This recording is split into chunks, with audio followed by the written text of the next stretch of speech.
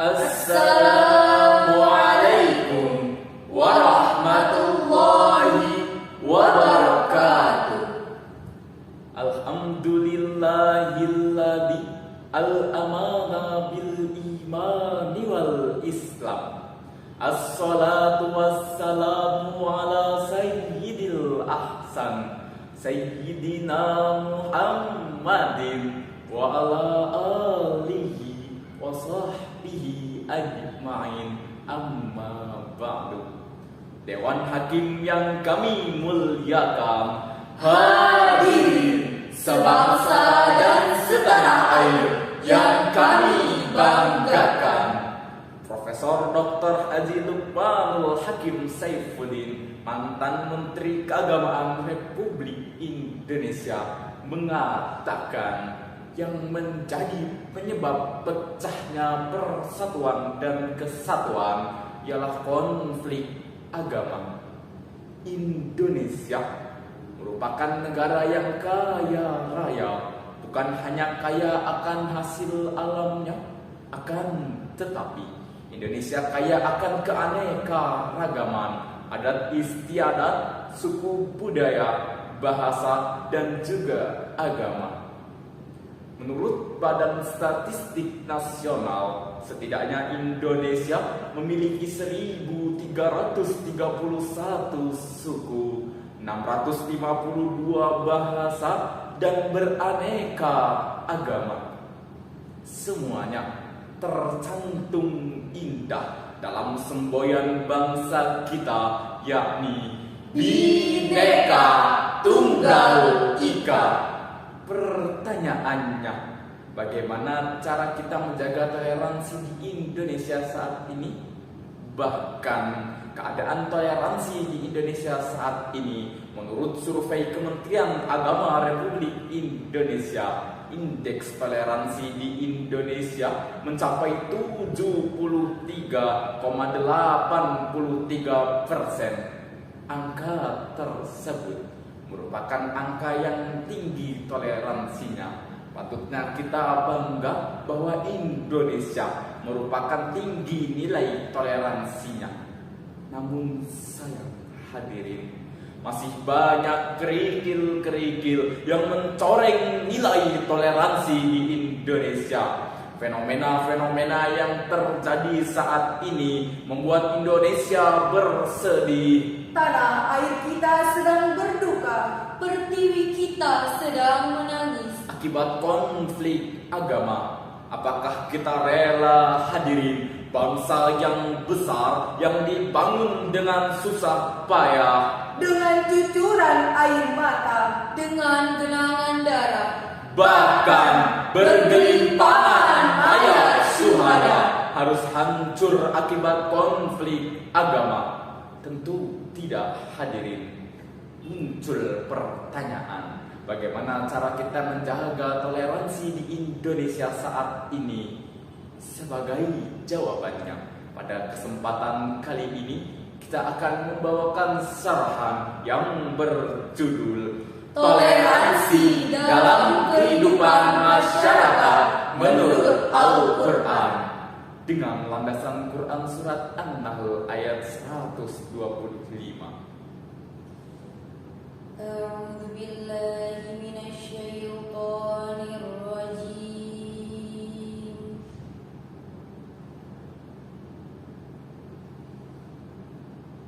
Bismillahirrahmanirrahim.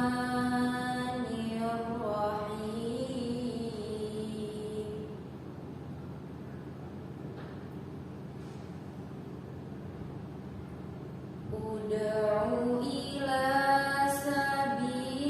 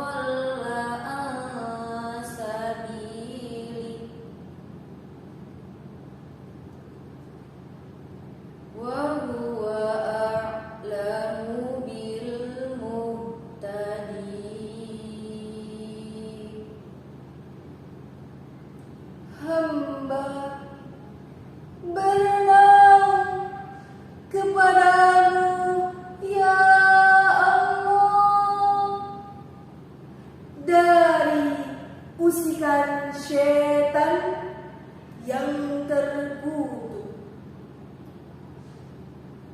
dengan menyebut namamu ya Allah yang maha pengasih pelimpah kasih, maha penyayang pencurah sayang.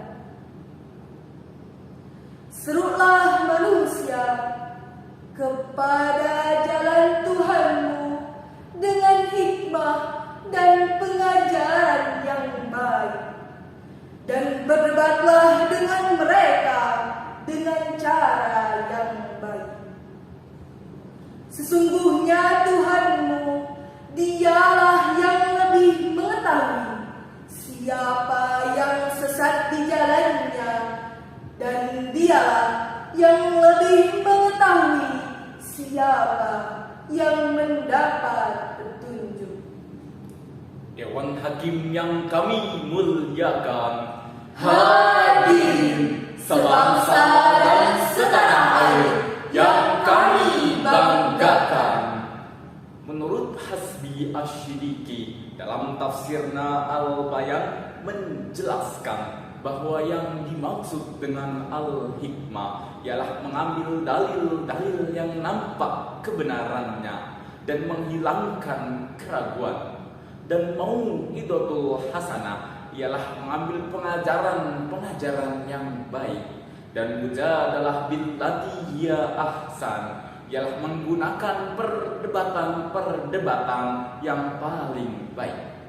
Konsep toleransi dalam Al-Quran dijelaskan bahwa kita harus memiliki sifat terbuka, saling menghargai antara satu sama lain, menghargai perbedaan, keanekaragaman, budaya, bahasa, dan adat istiadat, juga agama. Unsur-unsur toleransi yang sepatutnya kita terapkan dalam masyarakat. Yang pertama, tidak sepatutnya kita memaksakan kehendak orang lain, tidak sepatutnya kita memaksakan agama orang lain, tidak sepatutnya kita memaksakan kepercayaan orang lain.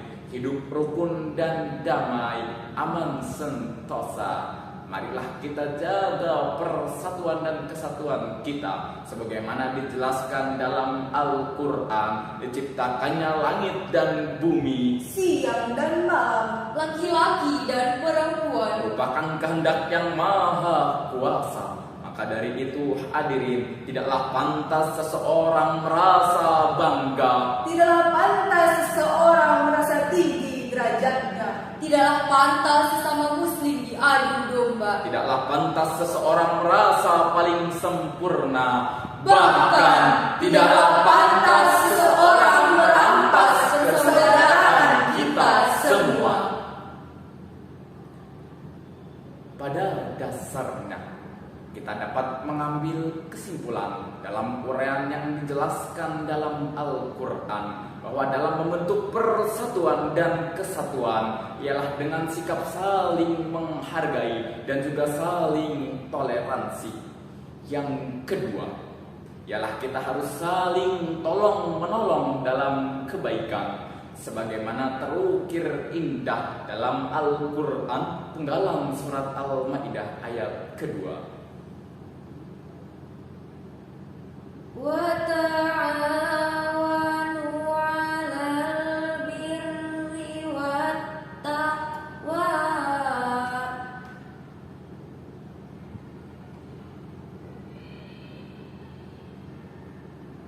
wa la ta'awanu 'alal itsmi wal 'udwan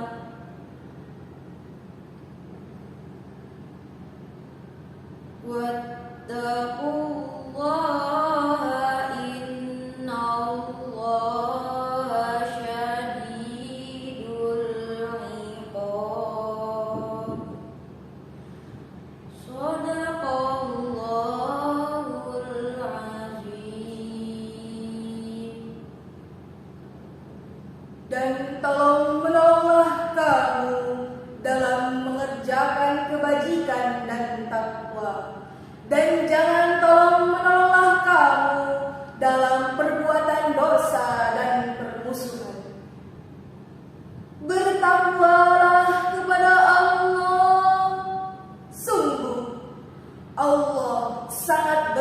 siksaannya.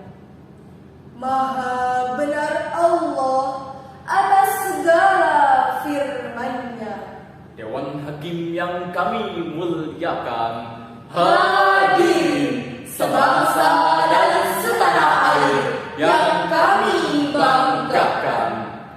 Dalam lantunan ayat tersebut terdapat kalimat wa ta'awanu 'alal birri wat taqwa. Syekh Ibnu Abbas dalam kitab Tanwirul Mikbas menjelaskan wa ta'awanu 'ala ta'ati wa tarkil ma'asi. Dan tolong menolonglah kamu dalam mengerjakan kebaikan dan dalam meninggalkan kemaksiatan.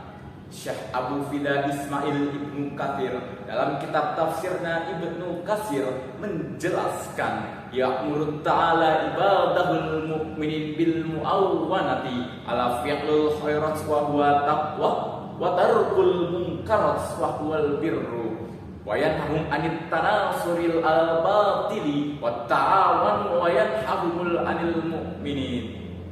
Sesungguhnya Allah menyeru kepada hambanya agar tolong menolong dalam kebaikan, dalam perbuatan yang diridhoi oleh Allah Subhanahu wa taala, dan janganlah tolong menolong dalam kemungkaran, kemusyrikan dan perbuatan yang diharamkan oleh Allah. Maka dari itu, dengan tolong menolong dengan kebaikan, terciptanya persatuan dan kesatuan di negara kita agar saling menyatu dan saling tolong menolong. Maka dari itu hadirin, marilah kita jaga persatuan di negara kita agar negara kita menjadi negara yang baldatun thayyibatun wa rabbun ghafur. Sebelum kami tutup syarahan ini, kami akan menyampaikan sebuah syair. Janganlah saling menghina satu suku bangsa dengan lainnya, Karena kita satu bangsa dan satu bahasa Indonesia. Bhinneka Tunggal Ika Sambang negara kita Indonesia. Walaupun bermacam-macam aliran, tetapi satu tujuan. Akhir dari syarahan ini dapat kami simpulkan bahwa Indonesia adalah negara yang pluralis, yakni negara yang kaya akan keanekaragaman dan budaya, hendaknya menjunjung tinggi persatuan dan kesatuan. Sekian dan demikian. Wassalamualaikum